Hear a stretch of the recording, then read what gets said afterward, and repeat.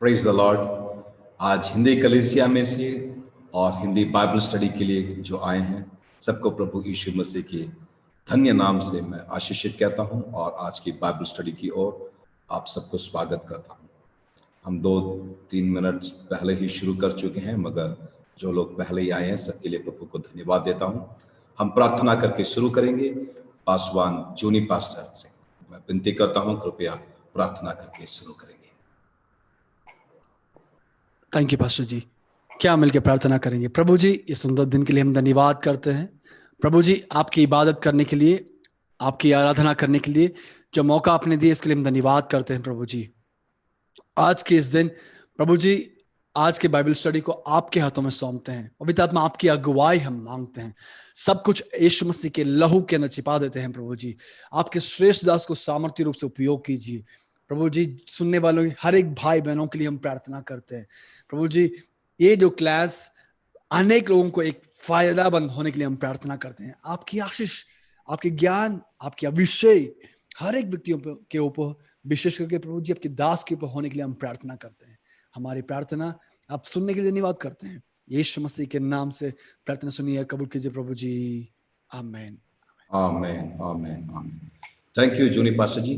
और हम अभी गीत गाकर स्तुति आराधना करेंगे। अनुज भाई आज भी हमारे साथ हैं और हमारी आशीष का कारण यह है कि जैसे हमारे हर एक दिन के काम शुरू करने के पहले हम प्रभु की स्तुति आराधना करने के लिए और बाइबल से पढ़ने के लिए जो समय हमें मिलता है, हमारे जिंदगी में बहुत धन्य समय होता है।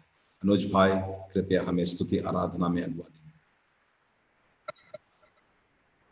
Thank you so much pastor.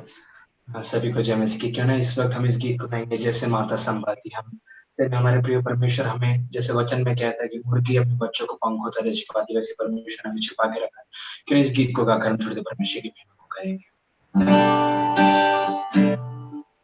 जैसे माता संभालती है, वैसे यीशु संभालेगा। जैसे माता संभालती है, वैसे यीशु संभालेगा। सीने से लगाएगा,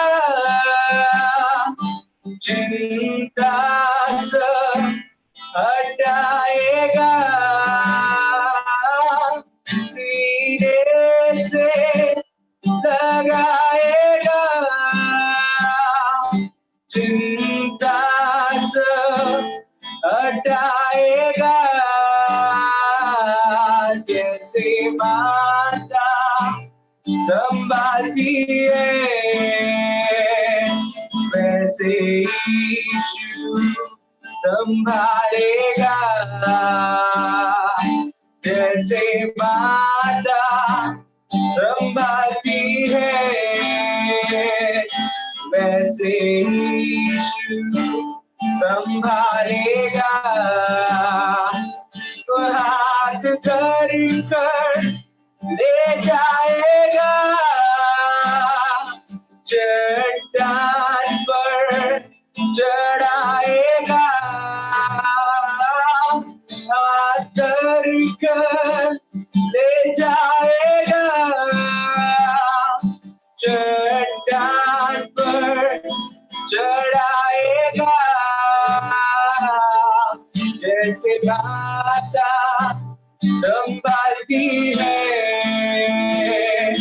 वैसे यीशु संभालेगा।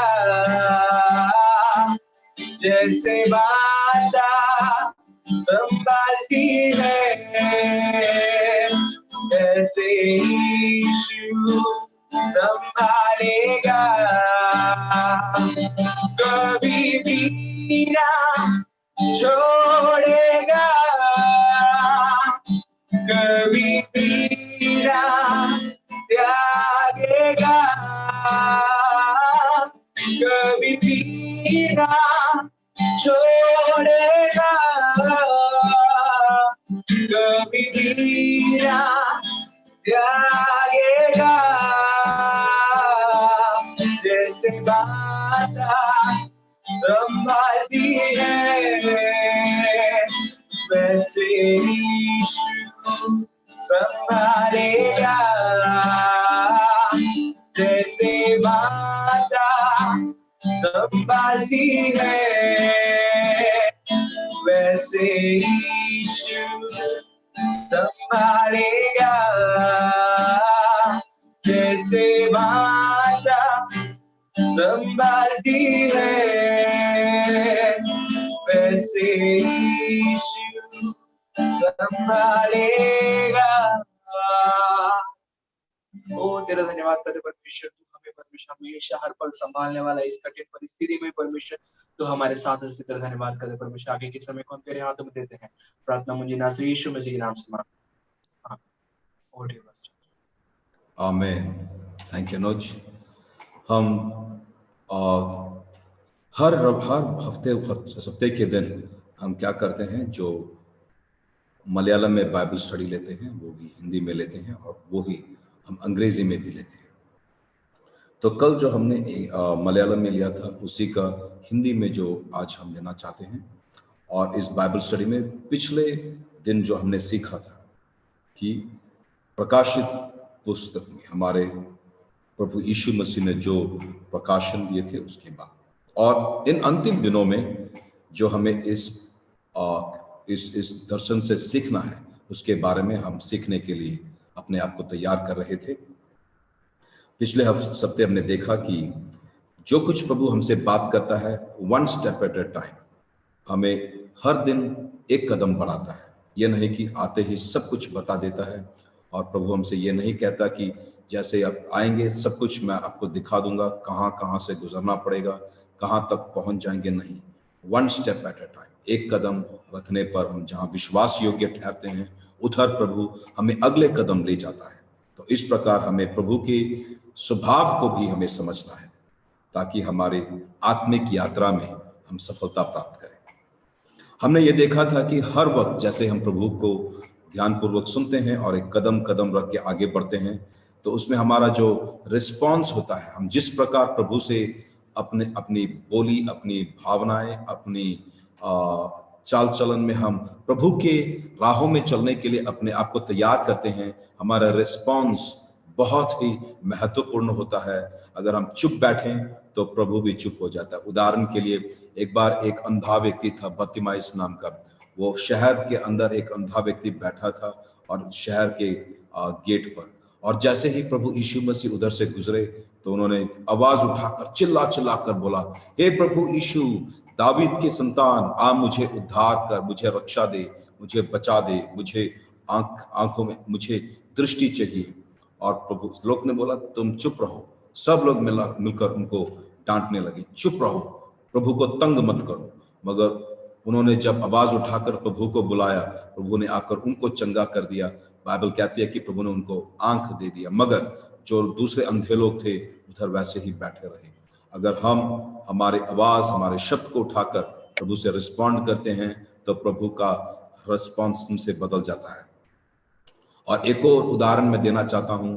जब एक स्त्री आकर बोलती है, प्रभु मेरी बेटी को बहुत कुछ बीमारी है, तंग करती है, मालूम ही क्या है, मुझे छुटकारा चाहिए, तो प्रभु एकदम ऐसी बोली बोल देते हैं कि वो नाराज हो सकती थी, वो चुप होकर निकल सकती थी। प्रभु कहते हैं, क्या बच्चों का जो रोटी है क्या कुत्तों को दे सकते हैं? तो हो सकता था कि ये औरत रूठ जाए और बोले मुझे आपकी चंगाई भी नहीं चाहिए। अरे इज्जत से मैं चल रही थी, एकदम मुझे ऐसा सबके सामने मुझे इंसल्ट कर दिया, सबके सामने मुझे कुत्ता कह दिया, अब मैं कुछ नहीं चाहती। मगर प्रभु ने बोलने के बाद भी उन्होंने मालूम है क्या बोला? उन्होंने बोला कि हाँ प्रभु, मगर जो कुत्ते होते हैं, मेज से जो गिरती है उस रोटी से तो कुत्ते भी जीते हैं। तो उनकी नम्रता और उनके रिस्पांस को देखकर प्रभु यीशु मसीह कहते हैं, इतना बड़ा विश्वास मैंने इज़राइल में भी नहीं देखा। तो प्रभु के वो जो रिस्पांस होती है, हमारे रिस्पांस पर प्रभु का रिस्पांस हमारे लिए करते हैं। हमने पिछले दिन वो भी देखा था। हमने देखा था कि प्रभु सिंबल्स के द्वारा, चिन्ह के द्वारा हमसे बात करता है। हो सकता है स्वप्न में, हो सकता है ख्वाबों में। प्रभु हमारे साथ स्वप्नों के द्वारा, चिन्ह के द्वारा बात करता है। और जब चिन्ह के द्वारा बात करता है, हमें समझना है और प्रभु से पूछना है, प्रभु इसका मतलब क्या है। कल रात मैंने एक स्वप्न देखा। जो स्वप्न मैंने देखा मैं सबके सामने बताना भी नहीं चाहता, मगर जो स्वप्न मैंने देखा मुझे पूरी तरह से समझ नहीं आई। तब मैंने प्रार्थना करने के लिए शुरू किया। रात को 2:30 बजे मुझे ये स्वप्न आया। 2:30 को मैं उठ के करीबन 10, 15, 20 मिनट प्रभु से प्रार्थना करने लगा, प्रभु इसका मतलब क्या है। तो प्रभु ने मुझे बताया कि उसका मतलब क्या है। उसके बाद मैंने प्रेयर करना थोड़ा टाइम लिया और उसके बाद बहुत लेट सोने के लिए प्रभु ने मौका दिया। मगर जब प्रभु कुछ स्वप्न के द्वारा, कुछ दर्शन के द्वारा कुछ बताता है, हमें उसका मतलब समझना भी बहुत इंपॉर्टेंट है और हमें वो मतलब ढूंढने के लिए, उसका मतलब समझने के लिए प्रभु से बात करना पड़ता है। प्रभु जब पूछते हैं तब बताते हैं उस सपने का मतलब क्या है। और इस प्रकार प्रेरित यूहन्ना अपने दर्शन में जो कुछ देखते हैं प्रभु से पूछते इसका मतलब क्या है, नहीं तो प्रभु उनको बताते हैं जो तुमने देखा, जो 7 तारे मेरे हाथ में तुमने देखे, उसका मतलब क्या होता है, और जो कुछ तुमने देखा उसका मतलब क्या होता है। हमें भी प्रभु आजकल बता देंगे अगर हम पूछेंगे कि हमारे स्वप्न में क्या है। जब तक प्रभु की आवाज नहीं सुनेंगे तो हम आगे नहीं बढ़ पाएंगे। जब तक आवाज नहीं सुनेंगे, एक और बार दोहराता हूं, सुन लीजिए, जब तक प्रभु की आवाज नहीं सुनते तब तक हम आगे नहीं बढ़ सकते। कभी कभी क्या होता है, प्रभु अपने दास के द्वारा, प्रचार के द्वारा बात करता है। आज के दिन प्रचार के लिए जो प्रभु के दास लोग कलीसिया में नहीं हैं, मगर फिर भी प्रभु हम व्यक्तिगत तौर से हमसे बात करने के लिए तैयार हैं। जब प्रभु बात करेंगे समझने के लिए, क्या हम तैयार हैं? प्रभु हमसे पूछना चाहते हैं। हमने पिछले हफ्ते देखा कि जो 7 कलीसियाओं से प्रभु बात कर रहे थे, उन दिनों में जो कलीसिया थे उसके बारे में आज मैं थोड़ा बहुत बताना चाहता हूं। प्रत्येक तौर से, ऐतिहासिक तौर से बताना चाहता हूं। मगर उन दिनों में जो 7 कलीसिया थे, वो कलीसिया से प्रभु बात कर रहे थे। और जब हम प्रभु की बोली को सुनते हैं, प्रत्येक तौर से सुसमाचार से, जो प्रत्येक तौर से 3-4 सुसमाचार हैं, मत्ती रचित सुसमाचार, मरकुस रचित सुसमाचार। जब सुसमाचार से हम प्रभु यीशु मसीह के बाद कलीसिया के बारे में सुनते हैं और कलीसिया के बारे में प्रभु क्या कहते हैं, बहुत व्यक्त रीति से प्रभु कहते हैं, मैं तुम्हारे लिए एक जगह तैयार करने के लिए जा रहा हूं और जगह तैयार करने के बाद तुम्हें वापस ले जाने के लिए मैं इधर आ जाऊंगा। और प्रभु ने बहुत व्यक्त तौर से कहा है कि मैं इधर आकर जहां मैं रहूंगा उधर तुम्हें भी ले जाने के लिए मैं वापस आऊंगा। बादलों पर आने के बारे में प्रभु का वचन हमें बहुत बहुत व्यक्त रीति से कहता है। मगर जब मैं पिछले दिन जब मैं इसी के बारे में क्लास ले रहा था, कह रहा था कि जब आदम को प्रभु ने रच लिया तब कभी नहीं प्रभु के प्लान के बारे में पूरा बात नहीं कहा। प्रभु भाग से अपने भविष्यवक्ताओं से जो कुछ कह रहे थे, पार्ट बाय पार्ट कह रहे थे, मगर अपने अंतिम दिनों में अपने पुत्र के द्वारा प्रभु ने जो कुछ हमें सिखाना है, सब कुछ बताने के लिए प्रभु ने हमें अपना पुत्र को भेज दिया। मगर संसार के आरंभ में जब प्रभु ने इस संसार को रच लिया और आदम को इस धरती पर भेज दिया, स्वर्ग के बारे में कभी नहीं कहा।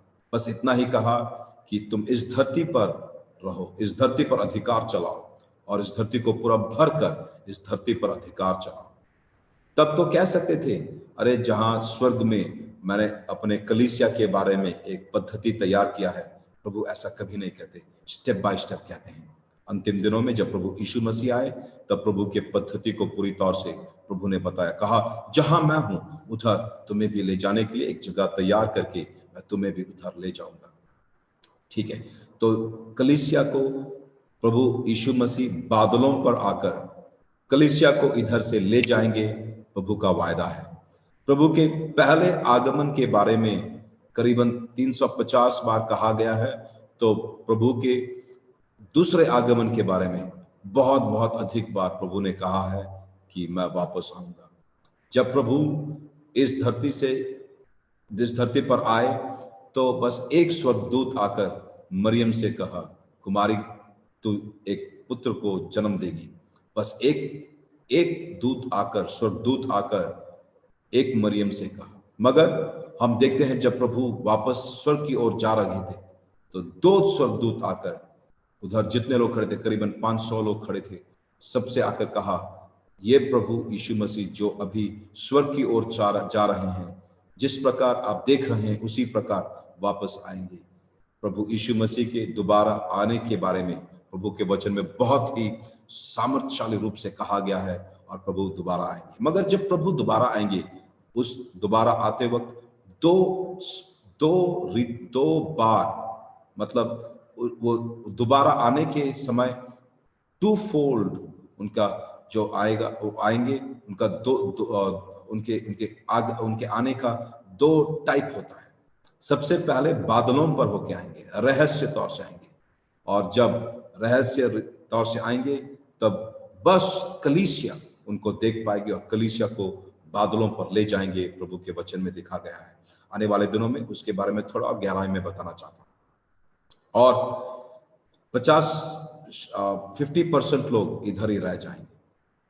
प्रभु ने कहा 2 लोग एक बिस्तर पर लेटे होंगे, एक ले लिया जाएगा और एक इधर छोड़ दिया जाएगा। 2 खेत में काम कर रहे होंगे, एक स्वर्ग की ओर ले चलेंगे और एक इधर छोड़ जाएंगे। और प्रभु कहते हैं 10 कुमारी लोग एक साथ दुल्हन को देखने के लिए निकले, 10 लोग एक साथ सौ पड़े, मगर 5 लोग प्रभु के पास, दुल्हन के पास चले गए और 5 लोग इधर ठहर गए। 50% के बारे में कहते हैं। और जब प्रभु यीशु मसीह आएंगे तब जो तैयार है वो प्रभु के साथ स्वर्ग की ओर, आसमान की ओर, बादलों पर हो जाएंगे, मगर जो तैयार नहीं है वो इधर ठहर जाएंगे। इसीलिए एक बाइबल क्लास जो लोग विश्वास करते हैं उनके लिए ये सिखाने के लिए हम चाहते हैं कि हम तैयार रहें, ताकि जब प्रभु यीशु मसीह बादलों पर होके आएंगे तब हम प्रभु के साथ आसमान की ओर प्रभु हमें ले जाएगा। तो इसके बारे में कलीसिया में से जिस प्रकार सुसमाचार में देखते हैं कि 2 लोग बिस्तर पर रहेंगे और एक पकड़ लिया जाएगा, एक को ले जाएंगे और एक इधर ठहर जाएगा। और जो जिस प्रकार 50% के बारे में कहते हैं, कलीसिया में भी कहते हैं। कोई कलीसिया से कहते हैं तुम अगर अपने आप को जांच ना लें और अगर मन ना फिराएं और अपने आप को तैयार ना करें तो तुम्हें भी एक बहुत बड़ी विपत्ति से, बहुत बड़ी क्रोध के समय से तुम्हें भी इस धरती के लोगों के साथ गुजरना पड़ेगा। अगर अपने आप को तैयार करें तो मैं उस समय से तुम्हें भी छुड़ा लूंगा, बचा लूंगा। तो प्रभु का वचन इसमें क्या कहता है, थोड़ा और आगे बढ़ते ही आप जरूर समझ जाएंगे। हमारे साथ बने रहें, आप जरूर वचन से ये समझ जाएंगे। तो 7 कलीसिया के बारे में कहते हैं, उसके बारे में आज कहना चाहता है। मगर बहुत इंपॉर्टेंट है कि कलीसिया के बारे में जब हमने पिछले बार देखा, हमारे वस्त्र के बारे में देखा। वस्त्र जो एक रोब के समान पहन सकते हैं, बस बेसिक गारमेंट जो हम पहन सकते हैं, या उसके ऊपर जिस प्रकार एक जैकेट पहनते हैं, कोट पहनते हैं, उस प्रकार हमारे वस्त्र में जो बहुत ही बहुमूल्य वस्त्र है उसके बारे में भी कहा गया। मगर जहां भी कलीसिया के बारे में कहा गया है, कहते हैं आपके नंगापन की लज्जा न प्रकट हो जाए, इसलिए ये नहीं कि बेसिक कपड़े की आप इस्तेमाल करें। कहते हैं आपको पूरे रेमेंट की, नहीं तो बहुमूल्य वस्त्र की या राजकीय अंग की ये जो वस्त्र है उसको आपको पहनना पड़ेगा। अरे मेरी क्वेश्चन तो पिछले बार हमने पूछा था, प्रभु अगर बस एक वस्त्र है, बस है ना, क्यों हमें बहुमूल्य वस्त्र, राजकीय वस्त्र पहनना पड़ेगा? प्रभु कहते हैं अगर कलीसिया का भाग आपको बनना है तो सब लोगों के समान आपको अपना जिंदगी बिताना बस नहीं है, काफी नहीं है। आपको अपना जिंदगी बहुत ही समझदारी से बिताना पड़ेगा, बहुत ही ध्यानपूर्वक बिताना पड़ेगा। जो दूसरों के लिए सब कुछ ठीक है, आपके लिए ठीक नहीं है। ऊपर के लेवल का जिंदगी आपको बिताना है, क्योंकि आप बहुत ही विशिष्ट व्यक्ति हैं। आपको उस प्रकार मेरे कलीसिया के भाग होने के लिए एक कीमत, एक दाम चुकाना पड़ेगा। और जो आपका मुकुट है वो नष्ट ना हो जाए, उसको संभाल लें। क्यों? कलीसिया हमें एक मुकुट है। बाइबल हमें कहता है कि हमारे पास एक मुकुट है। जो लोग अपने जिंदगी को त्याग कर, जो लोग मार्टियर्स बन जाते हैं, जो अपने आप जिंदगी त्याग कर, जीवन त्याग कर जो रक्त साक्षी बन जाते हैं, उनके बारे में भी कहा है उनके लिए भी मुकुट है। मगर वो कलीसिया के अंदर जो है उनके लिए मुकुट है। ये नहीं कहा गया कि कलीसिया स्वर्ग की ओर ले जाने के बाद जो लोग मार्टियर्स बन जाएंगे, नहीं कहा गया कि उनके लिए मुकुट है, मगर कलीसिया के अंदर जो लोग अपनी जिंदगी को त्याग दें उनके लिए एक मुकुट है। और कलीसिया के बारे में कहा गया है कि उनके लिए मुकुट है। आज हो सकता है हम उसके बारे में भी थोड़ा और गहराई से सोचेंगे, मगर सबसे महत्वपूर्ण यह है कि जिनका कान सुनने के लिए कान है, वो आत्मा जो कलीसिया से कहती है वो सुन ले, क्योंकि जो जीतेगा उनको मैं सिंहासन पर बैठकर अपने राज्य में राज्य करने का मौका दूंगा, अधिकार दूंगा। तो हमें अगर जीतना है तो हमारे मनोभाव में हमें बहुत ही संभालना है अपने आप को। जो बच्चे लोग होते हैं अपने मनोभाव में झगड़ा करने का, नेगेटिव मेंटालिटी जिनका होता है, वो कभी भी जिंदगी में जय नहीं प्राप्त कर सकते। इसी प्रकार जो आत्मिक जिंदगी में अपने मनोभाव को तैयार ना करें, वो अपने जिंदगी में कभी सफलता नहीं प्राप्त कर सकते। हमारे जिंदगी में मेहनत का काम का बहुत बहुत महत्वपूर्ण स्थान है। हमने ये कहा कि हम उद्धार कभी भी मेहनत से नहीं प्राप्त कर सकते। बाइबल सिखाता है कि उद्धार जो प्राप्त करते हैं, प्रभु हमें एक तोहफा देता है, एक गिफ्ट देता है, हमें दान देता है। उद्धार कभी भी हमारे परिश्रम से हम प्राप्त नहीं कर पाते, मगर जो लोग उद्धार प्राप्त कर चुके हैं, अगर मुकुट प्राप्त करना है, अगर अनंत काल के जीवन की संपूर्णता को प्राप्त करना है, अगर हमें जय प्राप्त करना है, तो हमें मेहनत का काम का बहुत बड़ा स्थान है, वो कहता है। और हमारे फेलोशिप, हमारे जो हम जिससे हम रिश्ता रखते हैं, जिसके साथ एसोसिएशन रखते हैं, वो भी हमारे जीत में बहुत इंपॉर्टेंट है। आज हम थोड़ा और गहराई में सहभागिता के बारे में भी आज हम पढ़ेंगे, ठीक है। जैसे आगे बढ़ेंगे, जब हम मलयालम कलीसिया में ये पूछ रहे थे, इसके बारे में सिखा रहे थे, हमको किसी ने क्वेश्चन पूछा, पास्टर जी हम हिंदी कलीसिया में भी क्वेश्चंस अगर किसी का है तो हम वो भी लेना चाहते हैं, क्योंकि ये नहीं कि हम बोलते रहें, सिखाते रहें, प्रचार करते रहें और आप बस सुनते रहें। अगर आप भी सोचेंगे बाइबल से इसको पढ़ने के लिए, सीखने के लिए आप तैयार हो जाएंगे, तो हमारे लिए वो भी बहुत खुशी का कारण होगा, क्योंकि हम ये समझ जाएंगे कि हिंदी कलीसिया के लोग बस सुनते नहीं, मगर बाइबल से सीखते हैं, पढ़ते हैं, ऐतिहासिक तौर से सोचते हैं क्या ये सच है कि इसमें कुछ हमें और कुछ समझने की बात है, ठीक है। तो हम बता रहे थे कि कलीसिया, 7 कलीसिया से बात कर रहे हैं। अगर हम ये प्रकाशित वाक्य पहले 3 अध्याय को हम पढ़ेंगे, उधर हम देखते हैं कि 7 कलीसिया से बात कर रहा है। तो हमसे ये पूछा गया कि प्रभु के कलीसिया के बारे में 7 कलीसिया से क्यों बात कर रहे हैं, स्मिर्ना, परगमुस और जो कुछ लवोदिकिया, जो कुछ कलीसियाएं हैं, 7 कलीसिया के बारे में बताया गया है। क्यों यरूशलेम के सब कलीसिया के बारे में बात नहीं किया गया? क्यों अंतियोक के सभी कलीसिया के बारे में बात नहीं किया गया? ये बहुत इंपॉर्टेंट क्वेश्चन है, क्योंकि जहां पवित्र आत्मा आ उतरी, जहां कलीसिया का जन्म हुआ, जहां कलीसिया का इनॉग्रेशन हुआ, यरूशलेम की कलीसिया के बारे में क्यों बताया नहीं गया? जहां हमें यह पहचानना है कि जैसे ही प्रभु यीशु मसीह कलवारी की सूली पर चढ़कर अपने जिंदगी को अपने जीवन को त्याग कर जो खबर में रखा गया उसका शरीर, और उसके बाद तीसरे दिन जब प्रभु मसीह मुर्दों में से जी उठे, और उसके बाद अपने चेलों को और करीबन 500 लोगों को जब प्रकट हुए, और उसके बाद जब 40 दिन तक इस धरती पर रहे, और बोले कि अगर आप इंतजार करेंगे कि पवित्र आत्मा आप पर आ उतरे, और प्रेरित लोग उधर इकट्ठे होकर 50 दिन तक, और इसके बाद 40 दिन का पेंटिकोस्त के दिन जब पूरी तौर से आ गए, 50 दिन तक जब वेट करके, जब पवित्र आत्मा बहुत सामर्थ्यशाली रूप से उधर आ उतरे, हवा के समान, आंधी तूफान के समान आवाज के साथ, और अग्नि के समान जब उन पर आ उतरे, इतना सामर्थ्यशाली तौर से जब प्रभु की आत्मा आ उतरी, और कलीसिया का इनॉग्रेशन और जन्म उधर हुआ,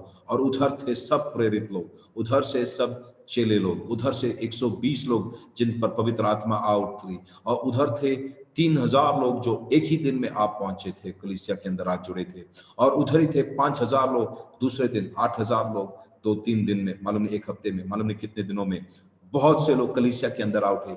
कलीसिया उधर जन्म ली थी, मगर जब प्रभु यीशु मसीह बात कर रहे हैं, क्यों यरूशलेम के कलीसिया से बात नहीं कर रहे हैं? थोड़े ही दिनों में प्रभु का वचन ये था कि तुम बस यरूशलेम में नहीं बस बने रहो, जब तुम सामर्थ्य को प्राप्त करोगे, तुम धरती के कोने कोने तक जाकर इस सुसमाचार को फैलाओ। मगर लोगों ने बोला इतना महत्वपूर्ण है इधर, हम इधर बैठे रहेंगे, हम इधर से बाहर नहीं जाएंगे। कितना अच्छा फीलिंग है, हम सब लोग एक साथ इकट्ठे होकर रोटी तोड़ते हैं, हम प्रभु भोज में से भागी होते हैं, हम इतना खुश है इधर, हम बाहर नहीं जाएंगे, हम इधर बैठे रहेंगे। अर्थात इंग्लिश में बोलते हैं कंफर्ट जोन, जहां हम बहुत खुश रहते हैं, जहां बस हमें बहुत आनंद मिलती है, हम बाहर नहीं जाएंगे। तो लोग उधर अटक गए, फंस गए, बोलते हम बाहर नहीं जाएंगे। मगर क्या हुआ, तब अंतियोक नाम के जगह पर उधर कलीसिया शुरू होने लगी, और उधर लोगों ने कहा हाँ इधर बैठने में बहुत खुशी होती है, मगर हम इधर बैठे नहीं रहेंगे, हम बाहर जाएंगे, हम प्रभु के सुसमाचार को फैलाएंगे, हमें प्रभु की कलीसिया की बढ़ोतरी देखना है। तो क्या होता है, एकदम जो चर्च का जो फोकस होता है वो जेरूशलेम से लेकर अंतियोक नाम के जगह तक पहुंच जाता है। जिस प्रकार अगर बेंगलोर एक जगह है, मैसूर एक जगह है, नई दिल्ली एक जगह है, और अगर एक जगह पर जो कलीसिया की बढ़ोतरी और उधर कलीसिया में जो कुछ प्रभु काम कर रहा है, भी बेंगलोर में बहुत महत्वपूर्ण काम प्रभु परमेश्वर की आत्मा कर रही है, अगर एकदम बेंगलोर से और दूसरे जगह पर शिफ्ट हो जाए, उसी प्रकार क्या होता है, जब जेरूशलेम के कलीसिया से प्रभु की आत्मा एकदम अपने कामों को अंतियोक के कलीसिया की ओर ले जाता है, प्रभु की आत्मा उधर मंडलाने लगती है, उधर प्रभु की आत्मा काम करने लगती है, उधर नए लोग आने लगते हैं। प्रेरित पौलुस उधर से बाहर जाने के लिए तैयार होते हैं। तो शिफ्ट जो होता है यरूशलेम से एंटियोक के चर्च की ओर। मगर जब प्रेरितों की प्रकाशित वाक्य में हम देखते हैं, प्रेरितों के किताब में ही पहले आधे भाग में देखते हैं कि यरूशलेम के कलीसिया में सब कुछ चलती है, मगर धीरे देखते हैं कि शिफ्ट हो जाता है एंटियोक की ओर। मगर जब प्रकाशित वाक्य में देखते हैं, ना तो यरूशलेम के चर्च से कलीसिया से, ना तो अंतियोक के कलीसिया, उसके बारे में बोली भी नहीं, मगर बस उन दिनों में 7 कलीसिया जो एशिया माइनर में थी, बस उनसे बात कर रहे हैं। क्या प्रभु ने यरूशलेम के चर्च को त्याग दिया? क्या प्रभु ने अंतियोक के चर्च से बोलने की कोशिश भी नहीं की? क्यों प्रभु ने उनको छोड़ दिया? मैं ऐतिहासिक तौर से उसका जवाब देने से पहले मैं आपको ये बता दूं, अगर हम पीछे हट जाएं तो हमारा स्थान और कोई ले सकता है, हमें बहुत ध्यानपूर्वक संभालना है। मैं ये अपने आत्मा में समझता हूं कि बहुत लोगों हम अगर अपने आप को बहुत ही समझदारी से प्रभु के राहों में चलने के लिए अगर हम नहीं अपने आप को सौंप दें, तो प्रभु और किसी को चुन लेगा और किसी को हमारे स्थान पर लाएगा और हमारा स्थान नष्ट हो सकता है। प्रेरित ये रेवलेशन प्रकाशित वाक्य पहले 3 अध्याय में हम बहुत ही व्यक्तिगत रीति से हम देख सकते हैं, अपने आप को हमें बहुत ही संभालना है। तो क्या हुआ, ऐतिहासिक तौर से हम सोचेंगे, जैसे ही सब लोग इकट्ठे हो गए तो क्या हुआ, एक चक्रवर्ती आया। वो चक्रवर्ती का नाम था क्लॉडियस। वो AD 41 से लेकर AD 54 तक 13 साल वो राज्य करने लगे। जैसे ही वो राज्य करने लगे, उन्होंने अपना पूरा ताकत से यहूदियों के हमला करने लगा और यहूदियों से कहा, उनका इमिग्रेशन पॉलिसी को चेंज कर दिया और कहा कि तुम यरूशलेम में नहीं रह सकते। अर्थात यहां तक कि जिस प्रकार नाजी के हिटलर ने यहूदियों को मारने के लिए कोशिश किया, उसी प्रकार ये क्लॉडियस ने वो संपूर्ण तौर से इनको इधर उधर भगा दिया। सब लोग धरती के कोने कोने तक भागने लगे और कोई भी कहीं भी ठहर नहीं पाया। बाइबल में पढ़ते हैं अकुलास और प्रिस्किला, उनको भी बाइबल में पढ़ते हैं, जहां भी गए कलीसिया शुरू करने लगे। वो अपने कंफर्ट जोन में फंस गए थे, मगर प्रभु ने क्लॉडियस नाम के चक्रवर्ती को भेजकर धरती के कोने कोने तक उनको भगा दिया। तो क्या हुआ, जब तक 19 ने जब तक AD 54 हो गया, तब तक यरूशलेम में चर्च ही नहीं था, कलीसिया ही नहीं था। तो जब प्रेरित यूहन्ना प्रकाशित वाक्य लिख रहे थे, तब यरूशलेम का कलीसिया ही नहीं था, क्योंकि कोई लोग कंफर्ट जोन में फंस गए और प्रभु को उनके वो नेस्ट, उनका जो घोंसला है, तोड़कर उनको बाहर निकालना पड़ा और कंफर्ट जोन से बाहर निकालना पड़ा। और उसके बाद नीरो नाम के एक सम्राट आए। वो नीरो नाम के सम्राट जो थे, उन्होंने बस यहूदियों के खिलाफ नहीं, मगर पूरे क्रिश्चियंस के खिलाफ पूरे मसीहों के खिलाफ एक नया अटैक शुरू कर दिया। और तब अंटियोक में जो कलीसिया था वो भी टूट गया और उधर से भी लोग दुनिया के चारों ओर कोने कोने तक फैलने लगे। मगर उन दिनों में क्या हुआ था, प्रेरित पौलुस के द्वारा जो कलीसिया एस्टैब्लिश हुए, 7 कलीसिया प्रत्येक तौर से, उनसे प्रभु की आत्मा बात करने लगी। उन दिनों की कलीसिया में बहुत बड़े कलीसिया नहीं थे। सबसे बड़े कलीसिया जो हम पढ़ सकते हैं, एक ऐसी बिल्डिंग थी जहां 100 कलीसिया का मतलब यह नहीं कि मैं अभी बस बिल्डिंग के बारे में कह रहा हूं। कलीसिया तो बिल्डिंग नहीं है, कलीसिया हम लोग हैं जो इकट्ठा होते हैं और प्रभु के द्वारा बुलाए गए हैं। आज सच में, जिस प्रकार हमने पिछले बार कहा, सच में आज कलीसिया हमारे घर घर में है, क्योंकि प्रभु ने हम सबको अपना कलीसिया बनाया। हमारा शरीर परमेश्वर का मंदिर है, परमेश्वर का भवन है, परमेश्वर का आलय है। हमारे घर में जहां हम परिवार इकट्ठे होते हैं, प्रभु का मंदिर है, प्रभु का भवन है। जिस प्रकार आदर के साथ कलीसिया में हम आते हैं, उसी प्रकार हमारे रिश्ते में, हमारे हर राहों में, हमारे भवन के अंदर हम हमारे घर को प्रभु के भवन आलय के समान समझ लें, क्योंकि भवन में, घर घर में आज प्रभु अपने दासों को, अपने बच्चों को संभालता है। और जब हम इकट्ठे हो जाएंगे तब वापस प्रभु हमें बढ़ोतरी देकर आगे बढ़ाएगा। मगर आज हमारे भवन को भी बहुत पवित्र रूप से आज भी, आने वाले दिनों में भी संभाल लें। तो कलीसिया जो एशिया माइनर में थी, उनसे बात करने लगे। बस 120, 150 लोग, कहीं भी 200 लोग इकट्ठे होते हम नहीं देखते, मगर जहां भी लोग 120, 150 करके इकट्ठे हुए, उधर लोगों के झुंड जहां बने रहे, उधर सब कलीसिया बनने रहे। उनके बाद प्रभु ने मेगा चर्च के तरीके से प्रभु ने चर्च कलीसिया में बढ़ोतरी देने लगे। प्रभु ने यह कहा, मैं अपने कलीसिया को बनाऊंगा, I will build my church, और अंधकार के फाटक उसको कभी भी नहीं जीत पाएगी। हो सकता है घर घर में, हो सकता है छोटे झुंड में, हो सकता है मेगा चर्च के तौर, कभी भी जब प्रभु अपना काम करेगा कोई भी उसको रोक नहीं सकता। आज लोग सोचेंगे अरे मेगा चर्च तो बंद है। आज लोग सोचेंगे अरे घर घर में जो छोटे छोटे झुंड होते थे वो भी तो बंद है। मगर प्रभु के आलय में कोई भी कमी नहीं। आपका घर, हमारा घर प्रभु का भवन बन सकता है, प्रभु ने हमारे लिए बना दिया है। तो उधर अंटियोक का जो कलीसिया था वो भी बंद हो गया।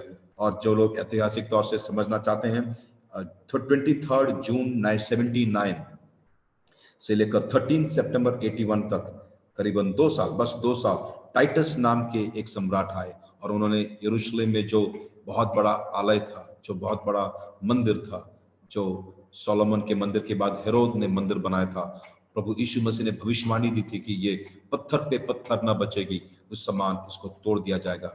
वो भविष्यवाणी को पूरा करते हुए टाइटस सम्राट ने आकर उसको तोड़ दिया। फिर डोमिशियन नाम के एक चक्रवर्ती आए, एक सम्राट आए, वो थे रोमन साम्राज्य के सम्राट। वो आए सितंबर 14 81 एडी में, और वो भी करीबन 15 साल तक अपना राज्य करते थे। और उन्होंने भी कलीसिया के विरुद्ध बहुत बड़ा एक विपत्ति का समय खोल दिया। और तब प्रेरित यूहन्ना पतमुस के द्वीप तक चले गए और उधर भेजा गया। और उसके बाद जब प्रेरित यूहन्ना को प्रभु ने प्रकाशित वाक्य दे दिया, और डोमिशियन नाम के सम्राट को कुछ अनुभव हुआ, जिसके बहुत बड़े अनुभव उधर हुए, घटनाएं उधर हुई, जिसके कारण सम्राट को ये मसीहों की प्रभु के बारे में एक भय आ गया और उन्होंने क्रिश्चियंस को थोड़ा बहुत फ्रीडम दिया, वो देखते हैं। मगर जब प्रेरित यूहन्ना पतमुस के द्वीप में थे, तब यरूशलेम की कलीसिया नहीं थी और तब अंटियोक की कलीसिया नहीं थी। जो कलीसिया थी उनसे बात करने लगे। हम धीरे धीरे पढ़ते हैं, कलीसिया से आत्मा जो कहती है वो सुनने के लिए जिनका कान है तैयार हो जाए। दूसरी अध्याय में और तीसरी अध्याय में हम 7 बार पढ़ते हैं, प्रभु कहता है, एक्चुअली दूसरी अध्याय और तीसरी अध्याय, पहले 3 अध्याय में प्रकाशित वाक्य में हम साइंस और टेक्नोलॉजी के बारे में, सोशियो इकोनॉमिक कंडीशन के बारे में, पॉलिटिकल संसार में जो कुछ पॉलिटिकली चलता है उसके बारे में, और बिजनेस के बारे में कुछ नहीं देखते। बस हम इतना ही देखते हैं, प्रभु के लिए बहुत इंपॉर्टेंट जो है अपनी कलीसिया, बस अपनी कलीसिया के बारे में बोलते हैं। हम भी ऐसे हैं ना, हमारे बच्चों के बारे में जब हम बहुत ही खुश हो जाते हैं। हमारे फैमिली मीटिंग में, हमारे दोस्तों के सामने हम और कुछ नहीं बोलते, जो हमारे लिए बहुत बड़ा है बस वही बोलते हैं। हमारे बोली में जो सबसे पहले सबसे ऊपर रहता है वो ही हमारा पहला प्यार है, हमें वो समझना है। और कलीसिया प्रभु के लिए पहली प्यार है, और प्रभु कहता है बस कलीसिया के बारे में और कुछ नहीं।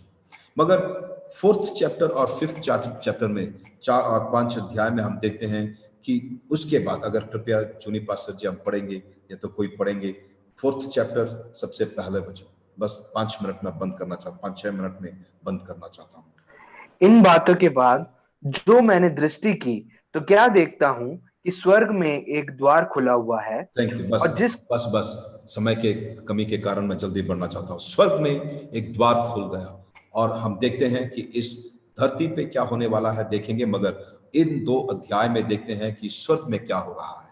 स्वर्ग में क्या हो रहा है, इस धरती से कलीसिया को प्रभु ने स्वर्ग ले निकले। और कृपया आप अपने समय में अगले बाइबल स्टडी से पहले कृपया ये 2 अध्याय आप पढ़ लेंगे। इन 2 अध्याय में हम पढ़ते हैं कि कलीसिया एक साथ ऊपर चली गई। देखते हैं कलीसिया उधर बैठी है, खड़ी नहीं है, बैठी है। और 24 एल्डर्स जो लोग हैं उधर बैठे हैं, उनके सर पर जो मुकुट है और उनके सफेद वस्त्र हैं, और जो अपने प्रभु के सामने बैठे हैं, और वो गीत गाते हैं, आपने हमें उद्धार देकर अपने लहू से खरीद लिया है, उद्धार दिया है, और आपके लिए राजा और पुरोहित बनकर हम आपकी सेवकाई इस धरती पर राज्य करेंगे, क्योंकि आपने हमें उद्धार दिया है। देखते हैं कि कलीसिया उधर चली गई। और उसके बाद जो अध्याय है 6ठी अध्याय से लेकर हम देखेंगे कि धरती पर उस समय क्या होता है। इसके बाद अर्थात रैप्चर के बाद, अर्थात जब प्रभु बादलों पर आकर अपने कलीसिया को ले जाएंगे, उसके बाद क्या होता है। क्या हम मान सकते हैं कि प्रभु यीशु मसीह बादलों पर आकर अपने कलीसिया को ले जाएंगे? हाँ, अगर हमें ये विश्वास कर सकते हैं कि एक कुमारी के द्वारा प्रभु यीशु मसीह ने जन्म लिया, अगर हम ये विश्वास कर सकते हैं कि लाजर को प्रभु ने मुर्दों में से जिला दिया, अगर हम ये विश्वास कर सकते हैं कि एक खबर से प्रभु यीशु मसीह पुनरुत्थान होकर स्वर्ग की ओर ले गए, हमें ये जरूर विश्वास कर सकते हैं कि बादलों पर आकर प्रभु यीशु मसीह अपने कलीसिया को ले जाएगा। अब कलीसिया को ले जाते हैं, मगर 50% लोग इधर छोड़ जाते हैं। हमें उस 50% के अंदर होना है जो स्वर्ग की ओर प्रभु ले जाएंगे, हमें उनके बीच में होना है। इसलिए हमें अपने आप को तैयार करना है। तो उधर क्या होता है हम देखते हैं इन 2-3 अध्याय में। वो 2 अध्याय कृपया आप पढ़ेंगे आने वाले हफ्ते में, जब हम आने वाले दिनों में, शनिवार के दिन प्रभु की इच्छा है तो जब हम ये पढ़ेंगे तब हम समझ जाएंगे कि कौन है वो लोग जो कलीसिया के भाग हैं, कौन है वो लोग जो छुड़ जाएंगे, और उनकी जिंदगी में क्या होता है। हम प्रभु की वचन से पढ़ना सीखना चाहते हैं। मगर आज के लिए मैं बंद करने से पहले ये प्रार्थना करना चाहता हूं कि हमारी जिंदगी में तैयार हो जाएं कि प्रभु के आगमन के समय रहस्य से जब प्रभु आएंगे, तब कलीसिया को ले जाते वक्त हम भी उनके साथ जुड़ जाएं। और हम अगर प्रभु के आगमन का समय और भी थोड़ा देरी हो जाएगा, अगर 5 साल के बाद, 10 साल के बाद प्रभु का आना है, तो एक बहुत बड़ा बेदारी जो प्रभु इस धरती पर लाने वाला है। मैं विश्वास करता हूं कि इस संसार में, अर्थात भारत देश में, इतना बड़ा बेदारी का एक मौका प्रभु देगा कि हम सब उसमें भागी हो जाएंगे। मैं ये विश्वास करता हूँ। क्या हम प्रार्थना करें? Thank you Lord. प्रभु हम विनती करते हैं कि हमें तैयार कर, हमारी समझदारी दे प्रभु, हमें प्रकाश दे, हमें उजियाला दे, ताकि हम समझ जाए कि आपकी पद्धति क्या है, और आपकी कलीसिया की बहुत बड़े भाग बनने के लिए, आशीष का कारण होने के लिए, और अनंत काल के जीवन में हम बहुत आशीषित, आपके वचन के द्वारा आशीषित होने के लिए हमें अनुग्रह दे प्रभु। गिव अस द ग्रेस, हमें अनुग्रह दे कि हम आशीषित हो जाएं, दैट विल बी ब्लेस्ड। आपके हाथ में आज का दिन सौंप देते हैं, यीशु मसीह के नाम से मांगते हैं, सुनिए और कबूल कीजिए, आमीन। तो आज के दिन के लिए प्रभु को धन्यवाद देते हैं, और आज के दिन आपके लिए आशीष का कारण बन जाए। Thank you so much. God bless you. Good day.